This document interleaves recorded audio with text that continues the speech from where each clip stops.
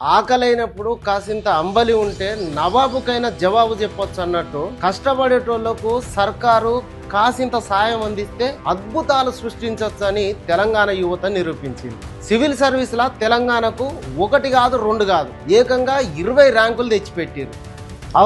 కాంగ్రెస్ సర్కారు తీసుకొచ్చిన రాజీవ్ గాంధీ సివిల్స్ అభయహస్తం సాయంతో ఎవరెస్ట్ శిఖరం వాళ్ళు ఎక్కుడే కాదు తెలంగాణ పేరును ఢిల్లీ గడ్డ మీద మారుమోగేటట్టు చేసిండ్రు. కష్టపడేటోళ్లకు కాసింత సాయం చేసిన కొండంత బలం వస్తుందని రాజీవ్ గాంధీ సివిల్స్ అభయహస్తం అనే పథకం పెట్టింది సర్కారు.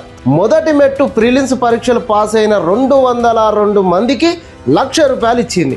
ఇంటర్వ్యూలకు సెలెక్ట్ అయిన వాళ్ళకు మళ్ళీ 50 మందికి మళ్ళా ₹1,00,000 ఇచ్చింది తెలంగాణ సర్కార్. అట్లా సర్కార్ ఇచ్చిన సాయంతో తెలంగాణ నుంచి 20 మంది పెద్ద కొలువులకు ఎంపికైనరు. ఎక్కువ ర్యాంకులు వచ్చిన రాష్ట్రాలల్లో తెలంగాణ 3వ జాగాకు ఎగబాకిందంటే తెలంగాణ సర్కార్ ఇస్తున్న పైసల కంటే గుండె ధైర్యం ఎక్కువ ఇచ్చింది. మీరు ఏం సాధిస్తారో సాధించుకోండి, మీకు మేమున్నాం అన్నట్టు చెప్పిన మాటలు చేసిన సాయాలు కొండంత అండనిచ్చినాయి. భారీ విజయాలు సాధించడానికి భరోసానిచ్చినాయి. ఉప ముఖ్యమంత్రి బట్టి విక్రమార్క సారు సివిల్ సర్వీసులకు చదివి ఆ బాధలు అనుభవించినోడే కాబట్టి ఈ పథకానికి ఇంకింత బలం వచ్చింది. సింగరేణి సాయంతో తెలంగాణ నుంచి ఇవాళ 20 మంది తెలంగాణ మట్టి బిడ్డలు పెద్ద కొలువులకు ఎక్కబోతున్నారు.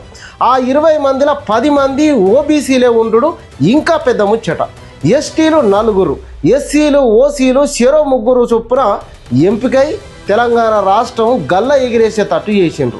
సర్కారు ఇంత అండగా ఉన్నది కాబట్టి ఓ సింగరేణి కార్మికుడి బిడ్డ సృజన చిన్నతనంలో అవ్వయ్యలను ఎడబాసిన ప్రవీణ్ అసొంటోళ్లకు తెలంగాణ సర్కారు చేసిన సాయం ఇచ్చిన భరోసా కొండంత అండగా నిలిచినాయి.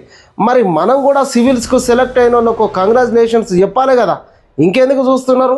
కామెంట్ బాక్స్లో కంగ్రాట్స్ అని టైప్ చేయిర్రి.